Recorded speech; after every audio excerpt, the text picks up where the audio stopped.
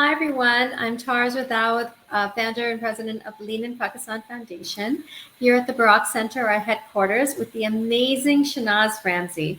Shanaz is known to all as being one of the PR gurus in Pakistan, as well as many, many other things, including having written an award-winning book and so forth. And she's going to tell, and now president-elect for her Rotary chapter, but she's going to tell you all of that.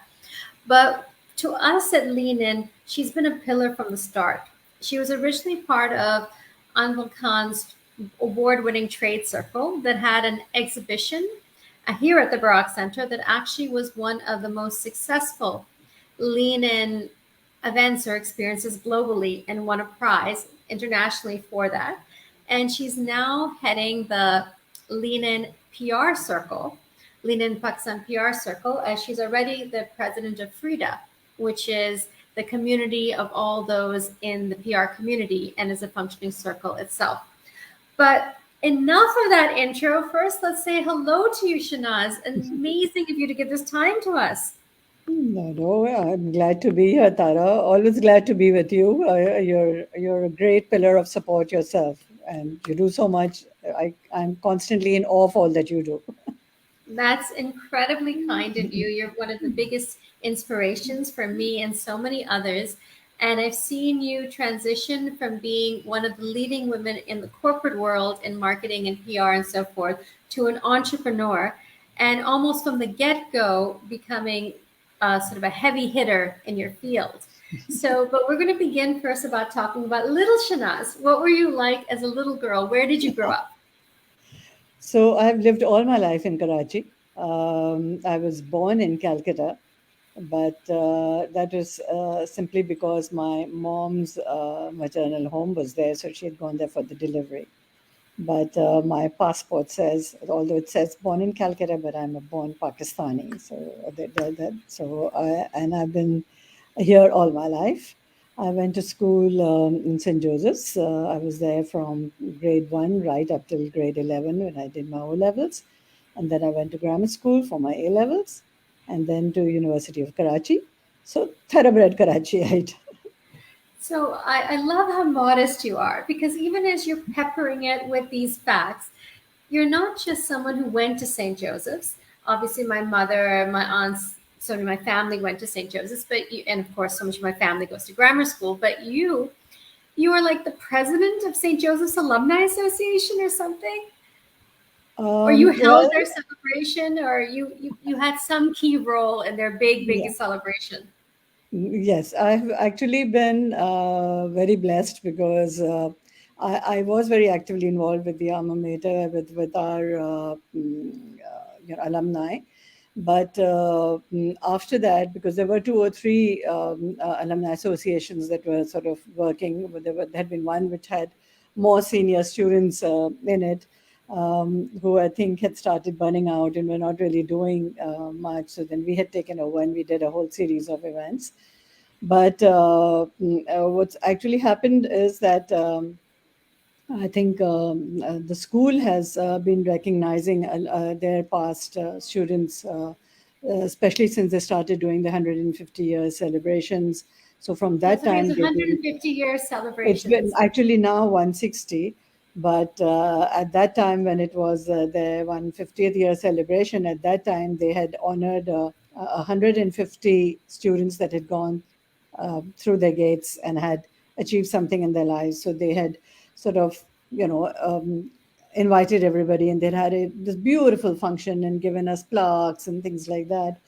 And then since then, they've always been in touch with me and been constantly calling me to all their events. And even now, when they'll be doing an alumni event, they've asked me to do it for them. So, yes, I am very actively involved with the school, and I think that it really makes me thrilled. No, it's something that definitely you should be very proud of, and they're very lucky to have you. And then continue from University of Karachi. Where did you go on to work? I mean, when we met, you were heading PR for and then you transitioned to Starlink's PR several years later. Was there anything before that? Actually, there was and there wasn't, in the sense that I was still studying in the university when I got married. So I finished 1 year of university while I was married. And then, soon after that, kids came along and so on. And I was a full time mom. So, although I had done my majors in journalism and it was always my passion and I always wanted to write, but for a good many years I wasn't doing anything related to my field at all. But because I had young kids and I had seen that there was a vacuum in the city for novelties for children, and sort of unusual clothes for them, and we had just the typical stuff in the market at that time. It wasn't as import, and also not just import, but creativity was not as rampant at that time. So we had very limited things to pick from. And so my sister-in-law and I had started a business called Karigari, and we used to do exhibitions at Holiday Inn at that time. And it was a fad at that time for all these housewives to be doing, they had boutiques and they used to have their exhibitions, and we were practically the only ones who were doing things for the children. So ours was always a sellout. It did very well, and we took our exhibitions to Lahore as well.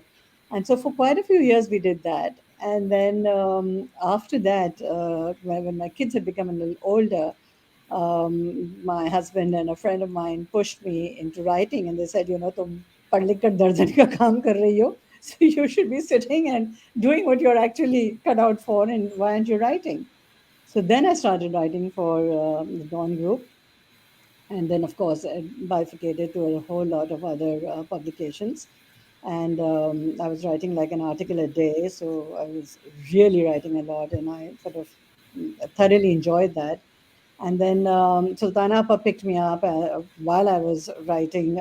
In fact, I had interviewed her for the Dawn Group also, for Star Weekends. It was for one of the profile sections.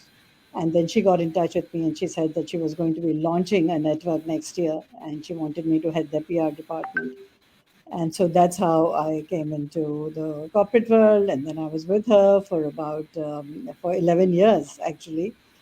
And then I Wow. started my own, yeah. And then And Starlings. you didn't just transition from the corporate world to entrepreneur. You hit the ground running.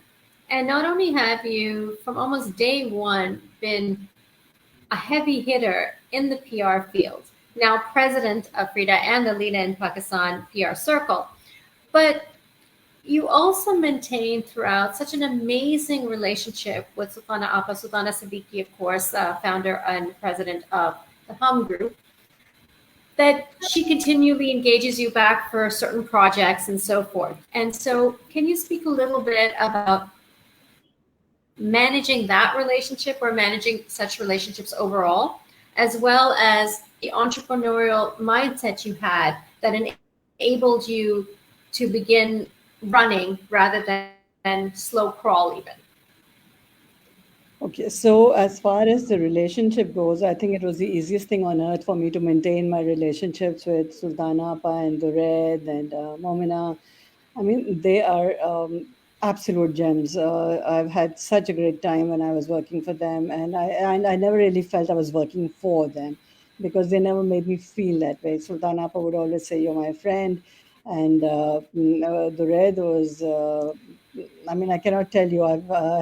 Like I keep telling him that you're the best boss I've ever had. And of course, he laughs because he was the only boss I ever had. But I've thoroughly enjoyed our relationship, and they still meet me very, very warmly whenever, when like you mentioned, I'm always there for them whenever they need me, and we've frequently done shows together. And then whenever I look for a media partner, that's the go-to channel for me also. So and they're always very supportive.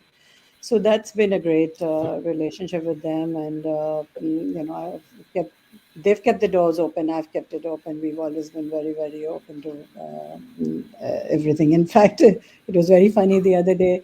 The Red wanted something done, and his secretary called me and said that you have to get this thing done. And I thought, okay, and I just sort of went about doing it. And then later, after a week of my following up, he says, "You know something? I just did it on reflex. I've forgotten that you're no longer with us. And I just asked, told my secretary to get in touch with you without realizing."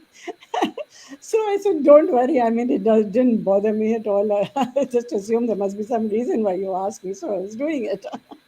So that's how it is. It's just, it's like second nature to be with them.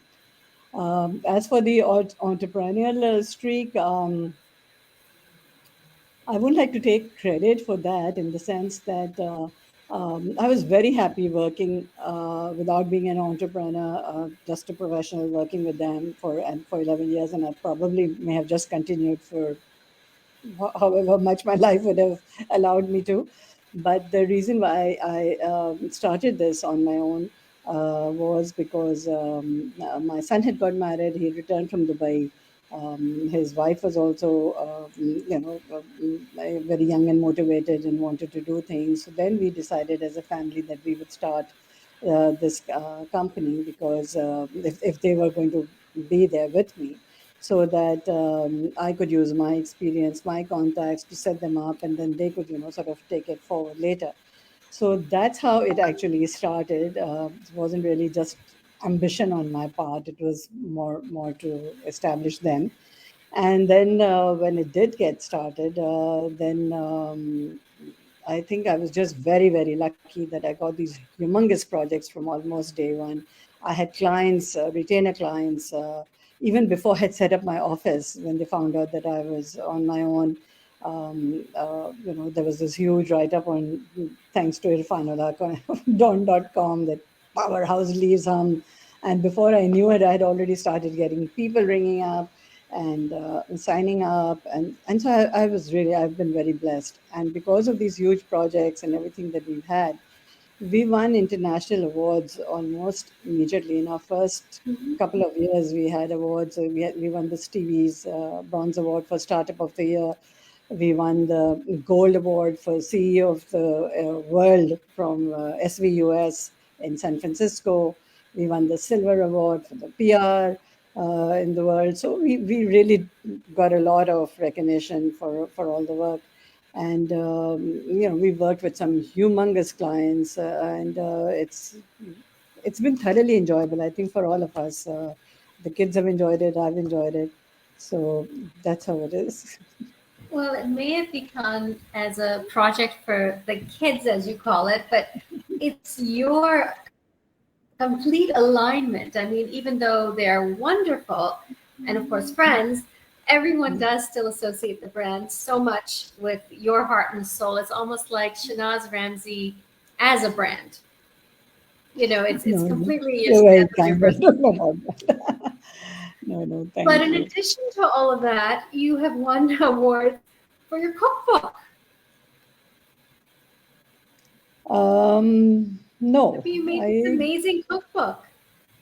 Yeah, I've done three books. I've done the first one that I did was by Oxford University Press, which is not just a cookbook per se, but it's a research book. It's a reference book on Pakistani cuisine, and it was the first book of its kind. It came out in 2012. And considering that across the border we have a whole lot of books like these, but Pakistan, for some reason, in spite of the fact that food is so close to everyone's heart, had no book on our cuisine. Mhm. So And you did the history. yeah, it covers all the communities in Pakistan and their cuisine, and the geographical and historical factors that resulted in the development of the cuisine. So it's really all about Pakistan, all the various communities, the ethnic communities, the religious communities, everyone that exists and lives in Pakistan, and what they eat and why they eat what they eat, and how their surroundings have affected it, or their history has affected it. So that was the first book. And then the second book that I wrote was a recipe book, which was basically all the recipes that I cook, which people are very fond of whenever I invite them. and they would always ask me for recipes. So I thought it was probably easier to just publish a book and let them get it. So that book was a great hit, and what makes me very happy is that both these books have been used to give as gifts abroad. Um, Mhm. Tons and tons of people have got stacks of books signed by me. That they're flying out to the US, they're flying to Canada, Australia. They want to give these books as gifts because this is so Pakistani, and then at the same time something different. So it really fills me with joy, when they do things like that. And so those two books did very well. And now at KLF, the third book came out, which is the Oxford Companion to Pakistani Cuisine, which is And actually KLF is Karachi Literature Festival. So we have a lot that's of right. international viewers. That's right. So this third book that's come out is actually like an encyclopedia. So it's a more intense version of my first book, and so you go sort of alphabetically, and it covers all the utensils used, the ingredients used, the dishes made, the crops grown, the communities that live in Pakistan. And I've edited the book. A lot of the entries have been done by me, and then I've got people in it who have contributed, who are great, either cooks themselves, or great writers in their own right, who've been writing on food, among other things. So they've contributed to the book, and it's really enriched the book amazingly with their contributions. So the big question is, how did you have the time? That's a book that would be enormous amount of work for anyone, even someone who didn't work. And then you, with your multiple obligations, is writing something so dense and deep diving into the history of Pakistani cuisine and all cultures and why they eat and how they eat and how it's evolved. So, Tara, I think COVID helped me a lot, very frankly, Okay. because I had started the book like 7, 8 years ago, but because I was dependent on so many contributors, and they would take their own time to get back to me, and then I wouldn't get it the way I wanted it, and it would take a lot of time, going back and forth, and then having to do the entire editing, that when finally COVID struck, I had absolutely lost it, and had decided, okay, I'm going to take this on myself. And because I had all the time in the world in COVID, I took it on as a marathon task, and I would just sit at home, and I, sort of literally attacked every entry that I could think of which was not already in the book. And I think that really helped me a lot. Probably it would have taken a whole lot longer had there not been this lockdown and really nothing else to do. But aside from that, I think one thing that I've learned, and I think I've always said that this is thanks to my involvement with the JCs, which is it stands for Junior Chamber, and it's like a younger version of Rotary. So from 18 to 40, you are a JC, and then you can go on to become a Rotarian if you still want to continue doing all that you do. So I was a very active JC And that's back where you when. met your husband too. Oh, that's right. My husband and I, both of us, soon after we got married, and in fact, a whole lot of our very close friends we made because of JCs, who were all very active at that time with us, and that has taught all of us time management to an amazing degree. So I think this is one thing that it just comes very naturally to me, juggling life and juggling things, and managing time and prioritizing what you want to do when you want to do, so that everything gets done. And I think that has always helped also. We had that conversation once before. Do you remember? And I asked you, Mm. how do you manage your time the way you do? You're the guru of it all. And you mentioned JC, but you also had shared with me some tips. Can you Okay. share with them with our viewers today? Because I'm sure everyone would benefit. Oh my God, I don't remember what I shared with you at that time. But I think the How way you I planned your manage. day and all that. Yeah, so basically what I do is I always, like I mentioned, I always prioritize. So if I know that I need to do something that, if I know that for instance, if I have a dinner at the house and I know that I'm cooking 8 dishes, what I will do is, in the morning before I've left for work, I will have decided that, okay, this stuff needs to be marinated and needs at least 6 hours of marination. So I'm going to do that first. I know that this stuff needs a lot of cutting and chopping, so I'm going to get that out of the way. And so, I'll get the table setting out of the way. So I just prioritize depending on what I need, how much time I need for it, and what needs to get done first. Then I will come back from work and take on the ones that just have to be put together and, just baked in the oven, or stir fried, or done things in a hurry. So people will tell me, "You want to work also, and you made all these dishes." But the thing is that if you've sort of sorted your life out and you've done it, the way you need to do it, it doesn't really, it's no rocket science. It just gets done. But I think a lot of people flounder because they don't do that. They leave everything to be done together. They may start cooking the stuff that's easier so that they can get it out of the way, and the result is that the stuff that takes longer time hasn't been done at all, and then gets shelved. You can't deliver on time, and things like that. So it's just a matter of prioritizing my life. I think that's what I do. What needs to be done first and urgent, I do first, and then when I have the spare time, I decide, okay, this is more important than that, so I'll get that out of the way first, and so on. And there are times sometimes when I'm stuck, when I have four things that are equally important, and I'm trying to do all four simultaneously. And those are times when I suddenly feel that, okay, what do you think you're doing, girl? I mean, you're trying to get all four done, but somehow it gets done. So that's a great thing. Well, yes, it gets done, but that's because Shanaz is behind it all. I mean, I am going to reiterate for those of you watching, what was very subtly mentioned is while having a dinner party at home, in which she cooked all 8 dishes, including the prep, including the chopping, including the planning. She had a full day at work. So that you are a superwoman. And it's awesome.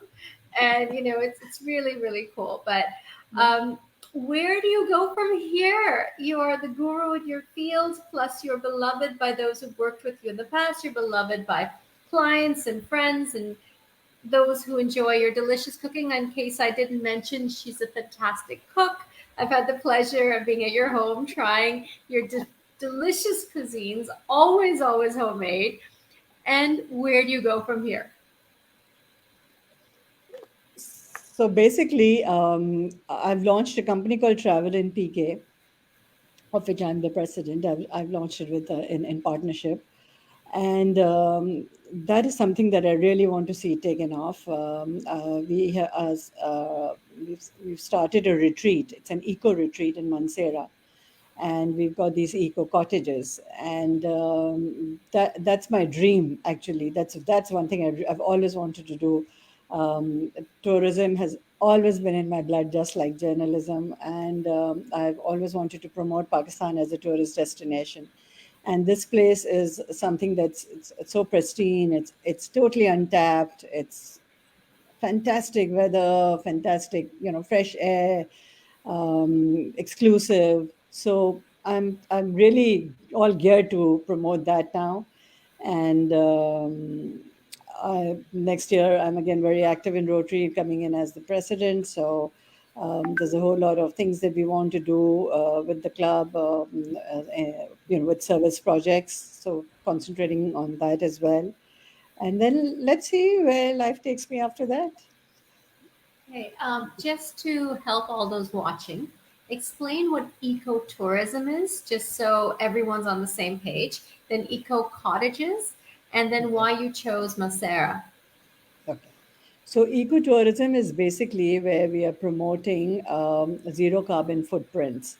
And therefore, the cottages that we've got are not cement cottages. They are brick wood cottages. They're totally eco-friendly. And it's not just the cottages themselves, but the cuisine that we are serving over there. It's cooked by the locals of the area who we've hired and who make desi stuff, very organic and very fresh. And whatever we are promoting over there, it's we got an instructor also on board who does tai chi and breathing exercises and things like that. There's lots of trekking. The places that we take you to, we have a guide. So if anybody wants to take to guided tours, we can arrange for that, and we take them to places that are not normally on the map, and so they're not your typical tourist destinations where there are tons and tons of people and lots of garbage. We try and promote zero garbage, and sort of recycling and things like that. We also want to introduce workshops over there for people who are interested to do work in bamboo or in tile making. And so there's a lot of ecologically friendly things that we are promoting in this. And Mansera, because I have been with Yasmin Nari's Heritage Foundation, and this used to be our base camp over there when the earthquake had struck, and we used to teach people how to do. We had workshops there for helping the disaster victims. So we already had that place there, which I felt was being wasted by now because it has so much potential. It's such a lovely place. So that's how we started with, and I feel that all these other beautiful sites in Pakistan are already so sort of overworked. I mean, there are so many people that are visiting them that they are fast becoming dumping grounds, and we don't want to do that. We want to spread out the tourism in Pakistan so that everything gets an opportunity, every place gets an opportunity, every place benefits from it and doesn't suffer from it. So that's why we are trying to. I'm trying to promote. In fact, there's another thing through Travel and PK that I'm trying to promote, and that is historical tours for students, and beginning with Sindh. So the all the invasions that have taken place in Pakistan, all the rulers we've had, all the various nationalities that have taken over us in the various eras. What I have designed is a tour so that people beginning from Mohenjo-daro, from the very first time when the Indus Valley civilization took place, to the Aryans, working down, to all the various places where the settlers, where the people came and settled and left something or the other for us to know that yes, this was left by the Greeks, this was left by the Scythians or the Parthians, the Hindus, the Sikhs. We've had so many different people who've come and settled here and left the footprints in Pakistan. And I don't want people to turn a blind eye to it. Just because we are Muslims doesn't mean that you don't acknowledge the influence that you had of all these other, religions or ethnicities, people, the different countries that have come, because they have all left the mark and they've enriched Pakistan for it. And we should really take full pride in that, because we are one of the oldest civilizations in the world. It's something to be proud of and to take full ownership of. So that's what I'm trying to do now. So your company is more than just zero carbon footprint, sustainability. It's also giving back to local communities. It also has a history, educational, well-being, wellness retreat it is in a way, and so many layers packed into one. And so it's really exciting. And it's novel and it's cutting edge and trendy, but it's also very aligned with who you are, which is what makes it really, really exciting because you can see that each of the components are things you believe in. Yeah, I'm very passionate about all these things, and I think that's what really makes things work. Because if you're passionate about these things and you're not doing it because it's a chore or because you have to do it, it brings in just a different element to it altogether. So Well, it's for me. This is not work. This is a treat for me. So enjoy continuing to do such amazing treats, which are positively impacting the nation, people, the youth, and communities. And can't thank you enough for all you do for Pakistan. Thank you enough for all you do for the environment, communities, philanthropy, and also for all you do for Lean In Pakistan. And we're really proud to have you as from day one, a big part of Lean In, award-winning member of Lean In, as well as such a pillar of this community. And for your time today, thank you so much, Shanaz. It was really Thank you. lovely speaking to you. Thank Thank you. you, Bharat. Thank you so much. Thank you for the opportunity. Bye. Bye.